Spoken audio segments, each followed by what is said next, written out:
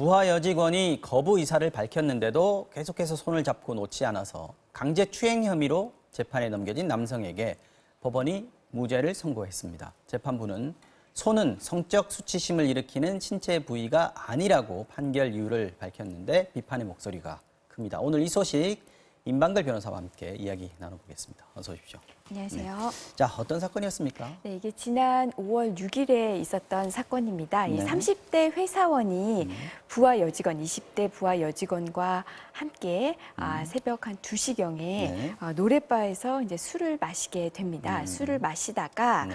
앞서 설명해 드린 대로 그 여직원에게 다가가서 여직원의 손을 주무르게 되는데요. 이 해당 여성은 여기에 대해서 이제 잡지 말라, 만지지 말라라는 표시를 했지만 네. 계속 손을 주물렀고요. 이에 대해서 이제 여성이 항의의 표시로 이제 결국 일어나서 밖으로 나와 그다음에 이 남성을 강제추행죄로 고소한 사건입니다. 여기에 대해서 이 30대 이 회사원 남성은 내가 격려 차원에서 주물렀을 뿐이다. 격려 차원에서 손을 만졌을 뿐이다라고 법정에서도 주장을 했고요. 이 사실 만나게 된 경우에는 이 여직원이 같이 근무를 하면서 어떤 뭐 그 남자 직원에 대한 어떤 불만이라든지 스트레스 이것을 이제 이야기하는 자리였다고 합니다. 네, 네. 그 이야기를 통해서 오해가 풀리자 이제 그 풀렸으니까 이제 술을 마시러 간 그런 네. 그 정황이 경위가 있습니다. 있군요. 네. 자, 근데 이 여직원이 싫다고 분명히 의사를 밝혔다고 그러고요. 네. 심지어 이제 자리에서 나가버렸단 말이죠. 네. 그렇다면 이 여직원은 불쾌감을 느낀 게 분명해 보이는데 재판부는 추행으로 볼 수 없다 이렇게 판단을 했단 말이죠. 네, 재판부가 이제 추행으로 강제추행 부분을 무죄로 선고를 했는데요. 네. 여기에 대해서 이제 첫 번째 이유 아까 이제 언급을 해주셨는데요. 손, 네. 이 자체만으로는 손을 잡았다고 해서 그것만으로는 어떤 성적 수치심을 불러일으키거나 아니면 혐오감을 일으키는 이런 것을 볼 수 없다. 손이 그런 부위는 아니다라고 이제 전제를 했고요. 그럼 그 외에 네. 그거 외에 어떤 다른 신체 부위를 쓰다듬거나 아니면 그 외에 다른 성적 언동을 하지는 않았다. 손만 잡았을 뿐이다 이런 예, 거군요. 맞습니다. 그래서 이것만으로 그래서 손 잡은 것만으로는 이 피고인이 피해자의 성적 자유를 침해한다고 단정하기 어렵다. 이렇게 판단을 했습니다. 자, 손은 성적 수치심을 일으키는 신체 부위가 아니다. 그러면 이제 접촉한 신체 부위가 어디냐가 상당히 중요하다. 그 판단을 하는데 중요하다. 이렇게 재판부가 지금 봤을 텐데 실제로 이런 비슷한 판결들이 많이 있습니까? 우선 제가 법원의 입장을 일반적으로 알려드리기 전에 네. 사례를 먼저 이제 좀 소개를 몇 가지 네. 해드리면요. 네.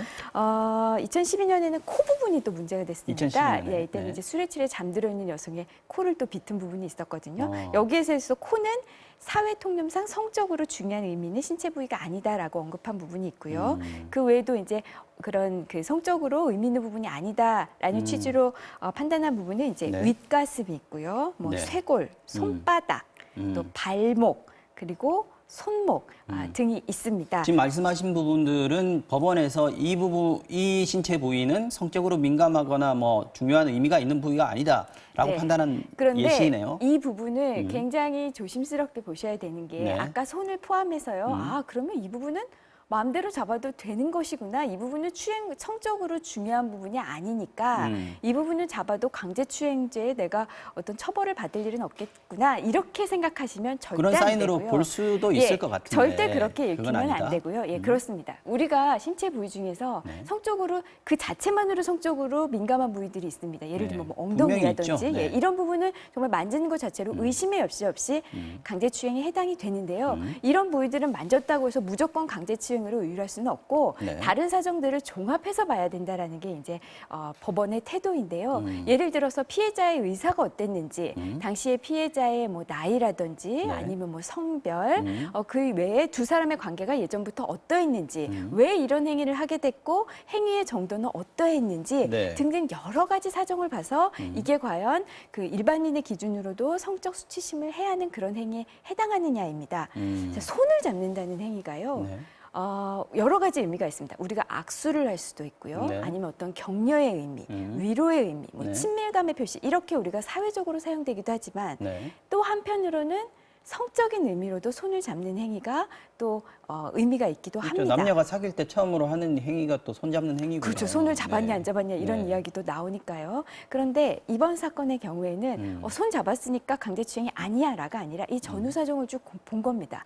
아까처럼 이 피고인이 한 얘기는 네. 격려의 의미로 잡았다는 거거든요. 근데 앞에 만난 이유도 둘 사이에 어떤 갈등이 있고 갈등을 해결하고 술을 마시러 간 자리에서 그런 격려의 의미에서 손을 잡았다는 겁니다. 근데 이런 게 이것만 그 외에 다른 성적 언동은 없었고요. 그러니까 이것만으로 강제추행을 단정짓기는 어렵다. 왜냐하면 이거 지금 형사 판결이거든요. 근데 이 사안을 보면 뭐 손을 잡은 거는 격려의 네. 의미라고 쳐도 네.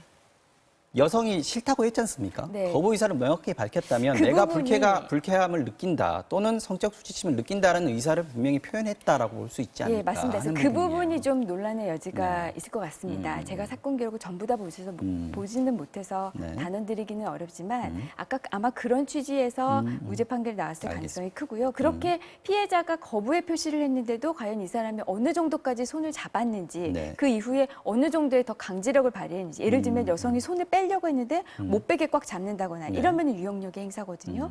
그런 경우까지는 나아가지 않은 것으로 보입니다. 저의 개인적인 주장. 네, 여기서 판결문을 제가 직접 보지는 않았습니다만 네. 기사에 나오는 표현들을 보면 손을 잡았다라는 표현도 있지만 손을 주물렀다는 표현도 나온단 말이죠. 네. 그리고 강하게 꽉 잡았다 뭐 이런 네. 식으로도 나와 있어서 그런 부분에 대해서 의문이 네. 아직까지 남아 있습니다.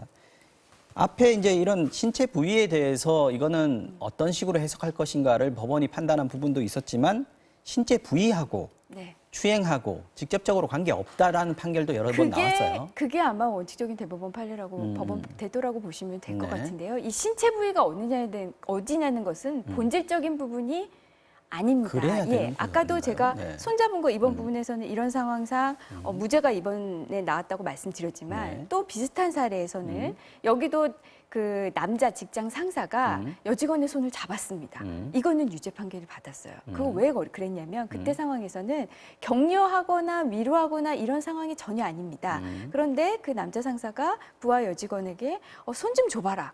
이러면서 손 잡고 손이 차네. 여자 손을 이렇게 차갑게 하는 남자는 나쁜 남자야 하면서 주물렀어요. 우리는 성희롱이네요, 누가 봐도 일단은. 네. 이거는 누가 봐도 부적절하고 성적 수치심을 불러일으키죠. 네. 이건 당연히 유죄 선고를 받았습니다. 네. 그러니까 이렇게 어떤 신체 부위 하나만으로 우리가 단정 지을 수는 없고요. 그 여러 가지 상황을 봐야 된다라는 것이고 여기에 이제 또 하나 점점 이 피해자가 어떻게 느끼는지 이게 왜냐하면 이 죄 자체가 이 성적 자유를 침해하는 것을 처벌하는 거거든요. 그러니까 네. 피해자가 이게 어떤 제가 말씀드린 악수를 하든지 뭐 위로하든지 이렇게 사회적으로 우리가 일반적으로 의례로 쓰는 행위가 아닌 이상은 피해자가 거부 의사를 표시했는데 피해자 의사에 반해서 신체를 접촉한 어떤 유형력의 행사가 있었다라고 본다면은 강제추행으로 의율하는 것이 맞다고 봐야겠죠. 이제 지금 여성 단체도 그렇고 많은 분들이 비판하는 목소리들을 네. 내고 있습니다. 지금 이제 피해자가 어떻게 받아들이느냐 이게 이런 뭐 성추행이라든지 뭐 성희롱이라든지 네. 이런 부분에서는 중요하게 받아들여져야 되는 거 아니냐. 최근 그렇죠. 법원의 판결들이 조금 그런 시대적인 흐름이나 의사들을 반영하지 못하고 있는 것 같다 이런 생각들을 하고 있는 것 네, 같은데요. 특히 이제 이번 판례 때문에 아마 그런 목소리가 더 크게 나온 것 같습니다. 왜냐하면 피해자가 계속 나는 그때 불쾌했고 내가 거부 의사를 표시했는데도 손을 계속 만졌다라는 부분 때문인데요. 네. 그래서 이런 부분은 좀 굉장히 저도 같은 여성으로서 굉장히 아쉽고 저도 그 자리에 있었으면 불쾌했을 것 같은데 네. 어쨌든 형사 판결을 좀 엄격하게 엄격한 증명에 따라서 유죄 판결이 내려진다는 점 네. 이런 점을 하나 말씀드리고 싶고요. 또 하나 이 강제추행이라는 죄가 네. 이 추행이라는 의미가 어떻게 우리 법조문으로 구체화되어 있지는 않습니다. 결국에는 법원의 판례로 이제 정립돼야 되는 개념인데요. 네. 이 추행이라는 개념이 사실 굉장히 판례에 의하면 좀 넓다고 볼 수 있습니다. 그래서 이런 것을 어떻게 구체화해야 할지 좀 이런 작업들이 필요하다는 점에서 좀 많은 분들이 좀 그 과정에서 논란이 좀 있을 것 같습니다. 종합적으로 판단을 해야 되는 경우들이 많기 때문에 그렇죠. 판사가 어느 점을 중점적으로 보느냐에 따라서 결과가 달라질 수 있는 맞습니다. 그래서 사건들이겠네요. 1심에서 강제추행이었다가 2심에서는 강제추행이 아니고 무죄로 되고 이런 경우도 왕왕 있습니다. 최근에 이게 관련이 어느 정도 있는지 모르겠습니다만 또 주목을 받은 재판 하나가 굉장히 유명한 사건이 있습니다. 신림동 사건이요. 네. 여성을 뒤따라가서 문을 잡고 이렇게 열려고 했는데 이걸 1심 판결이 나왔는데 주거 침입죄만 인정이 되고 네, 강간 맞습니다. 미수는 인정이 안 됐습니다. 네. 이 부분도 역시 피해자가 받은 위협의 정도로 보면 굉장히 강간에 준하는 어떤 그런 위협을 느꼈을 거다라는 비판이 있어요. 그런데 이제 결과적으로 보면은 저는 법원의 판단을 존중해야 되지 않나 싶은데요. 법원에서는 우선 강간의 고의를 인정하지 않았습니다. 네. 물론 의심할 만한 상황들은 굉장히 있어요. 이른 네. 새벽에 그 여성을 따라가고 과거에 길 가던 여성들을 강제추행한 혐의로 입건된 적도 있고요. 이런 점으로 보면 저 사람이 어떤 의도가 있어서 저 안에 들어가려고 하는 거 아니냐 이렇게 의심할 만한 상황이지만 그때 당시 피고인 얘기한 거 내가 말을 거는 과정이었다라는 거였거든요. 네.